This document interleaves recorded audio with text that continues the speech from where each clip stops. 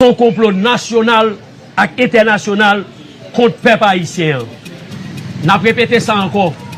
Peuple a pour dans la rue et n'a pratiqué ça qui est légitime violence. Et n'a répété encore, nous c'est grand timoun, yo tiré sur nous, nous compte ça pour nous faire. Merci.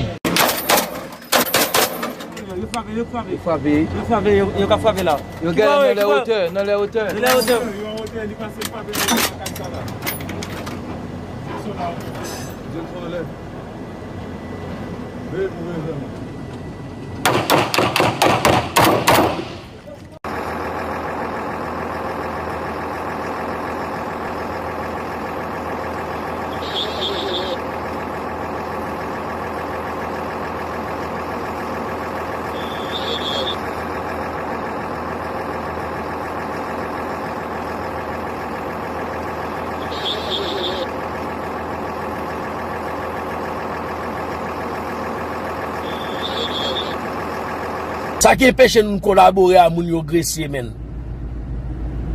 On nous fait n'a casser kay moun yo, n'a boté bagay kay moun yo, n'a sensi.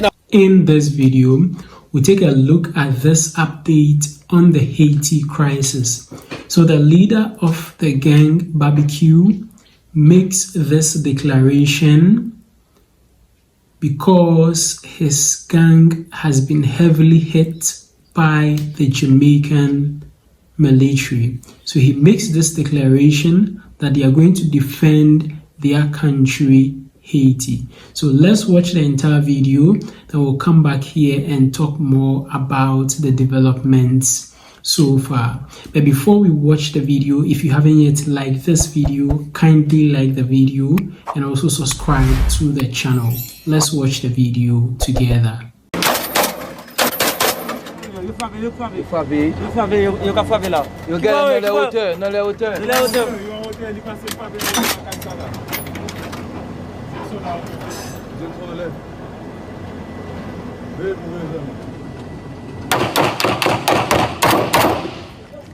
Moi qui bon.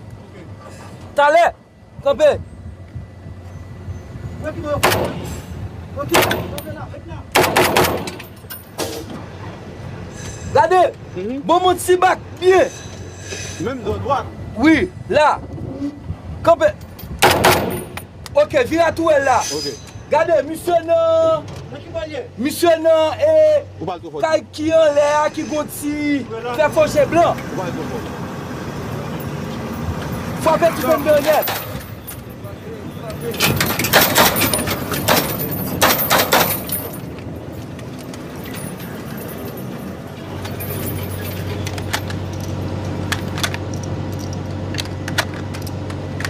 In Haiti, the UN now counts nearly 3 million people living in zones controlled by the gangs, like Carrefour-Feuille.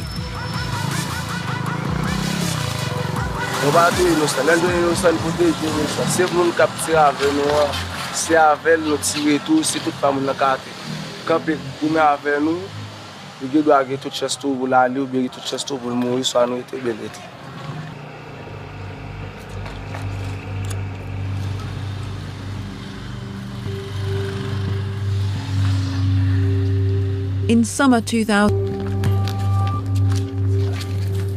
bon, on bien zoom. Elle dit nous-mêmes, côté nous nous pas mettre des personnes. Elle dit dans tout côté nous pas mettre des personnes.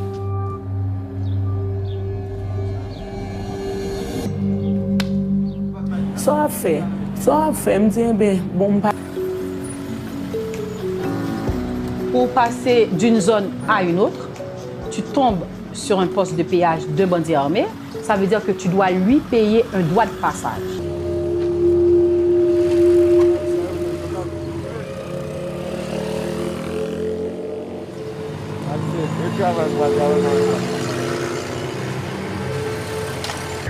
Pour l'instant, effectivement, la police concentre tous ses efforts dans une étape de contenance, de les contenir, dans un certain périmètre.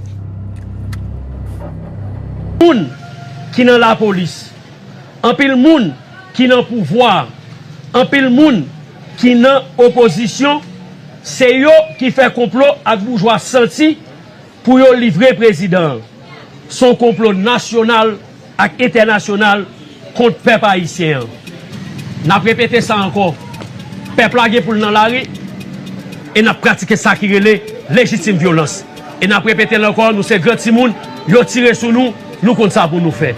Merci.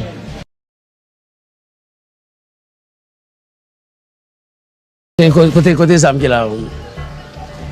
Côté fait, nous avons gâché zam, nous encore on a pour ma zam nous. Et ça yo, je suppose que chargé ça. J'ai pu contrôler toute la roue.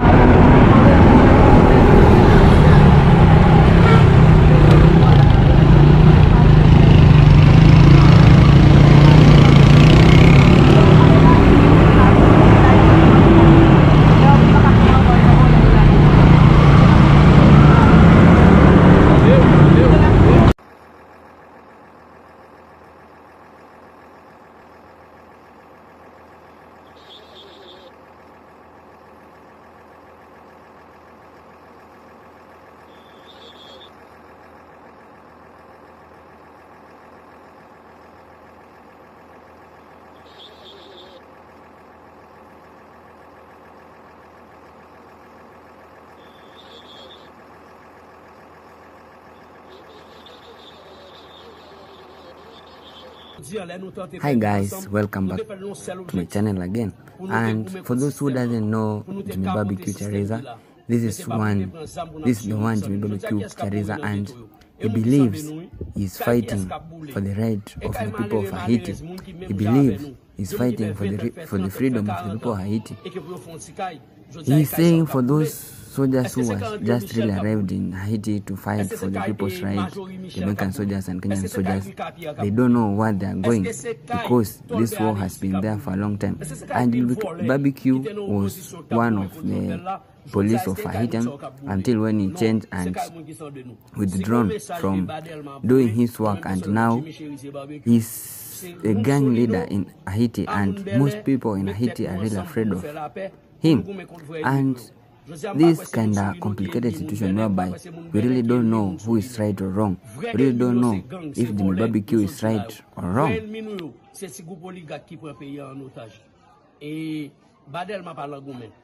Pour question pour cracher différent et nous même c'est un mauvais défaut. Les nous bien au monde, nous parler bien de monde. Les nous bien au monde, nous faire un pile louange pour monde. Et puis quand nous pas bien au monde, il laisse ça monde qui tout défaut. Il fut un temps, l'aime t'a parler de cracher différent, on t'a parlé bien de cracher différent. Il fut un temps, l'aime t'a parler de la saline, on t'a parlé bien de la saline.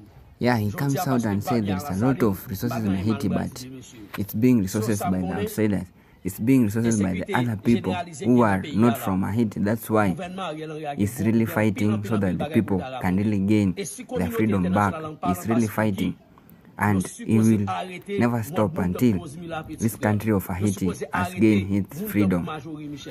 Yo supposé arrêter moun tan kou André Michel, yo supposé arrêter moun tan kou Rika Pierre, yo supposé arrêter tout environnement. Ouais, nous toujours, ça est deuxième vidéo, man. Nous toujours même le mardi 24 septembre 2024 là. Monsieur, on parle non, monsieur. Ça qui empêche nous collaborer à moun yo grecier, man. Yeah, the barbecue continue going on and saying he isn't afraid of anyone. He's not even afraid to die. He won't be afraid to die while trying to fight the freedom of his country. He won't be afraid to die trying to fight the freedom of his people of Haiti. But earlier on, I really told you this is a complicated situation. We really don't know if Jimmy Barbecue is a good or a bad person. In other hand, the people of Haiti are saying Jimmy Barbecue is a good person. In the other hand, they are saying he's a bad person and they are tired of this war. Earlier on, we have all seen some clips Jimmy Barbecue saying he has provided so many employment opportunities to some people. He has even taken some children to school. He has even sponsored some people and some children to go to school. But the other people are saying there is a lot of massacre that is going on in Haiti, and they really see Jimmy Barbecue involving in it. There's a lot of massacre that is going on in Haiti, a lot of gang leader killing other people, and they are seeing Jimmy Barbecue involving in it. There is a lot of kidnapping case, and they all say it's all the work of Jimmy Barbecue. But on the other hand, Jimmy Barbecue is saying he's just trying to fight for the freedom of the people of his country. He's just trying to remove all color system in his country like President Ibrahim Traoré is doing.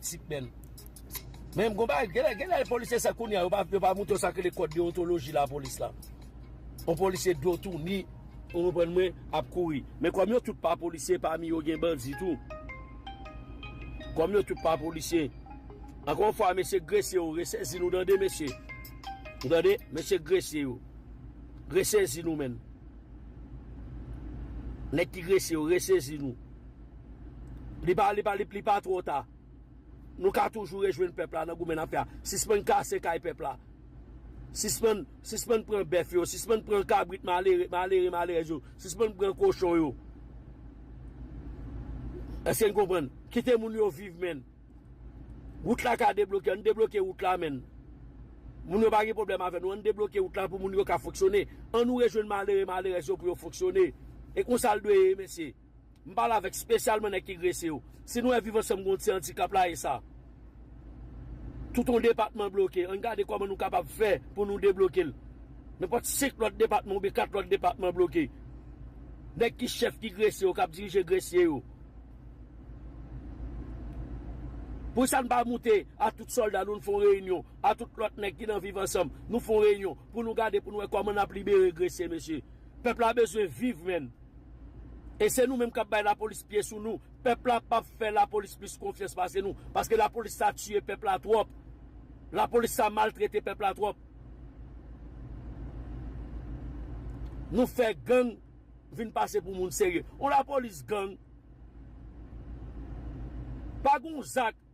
Nous-mêmes qui avons zam nan men nous yo dit nous fait que policier ça yo pas fait. Les qui avons zam nan men après les gang yo dit yo voler bagay moun, policier a voler bagay moun. Les qui avons zam nan men a détourner camion, nous toute la sécurité après policier dans détourner camion. Les qui avons zam nan men yo dit a fait kidnapping. Bon, pour souvent les qui avons zam nan men et plan yo fait, c'est policier qui fait kidnapping pour ba au Kembe. Kounya ou pense peuple ça t'a problème avec nous si nous t'essayer faire action. On pose action, on fait acte pour qu'il fait peuple à retrouver le nous. Encore une fois, nous consolons déjà. Et vivre ensemble, pas un coup de balle qui tiré entre nous. Et vivre ensemble, nous pensons nous ne parler à l'autre. Nous faisons vidéo ça, les vidéos arrivent sur nous, mais nous pas fâchés. Parce que vivre ensemble, nous consolons. Welcome back. So the country of Haiti has been battling with gangs, most especially in the capital cities. And the country of Jamaica as well as Kenya deployed military men in order to beef up the security muscles of the Haitian military and police so as to help them combat the activities of these gang operations in the country of Haiti. And I believe there has been some significant improvement so far in this operation, in the sense that some gang members have been arrested, and also some of them are fleeing from their hideouts to different hideouts, showing that the efforts of the soldiers and the security personnel in the country of Haiti is bearing some fruitful results. And I believe that in the end, the people of Haiti will come out very successful. So in this video, we got to see some clips of some of the gang leaders or members being apprehended, and also an open gun battle between the gang and the military. They are really doing their best in order to bring the situation under control. Let me know your thoughts and your opinions about these crises that is happening in Haiti in the comment section below. Also, don't forget to like this video and share it to your friends, your family on all social platforms. And kindly subscribe to the channel. Just look at the subscribe button down here. Click on the subscribe button. Click as well on the notification bell. And I'd like to see you again in my next video.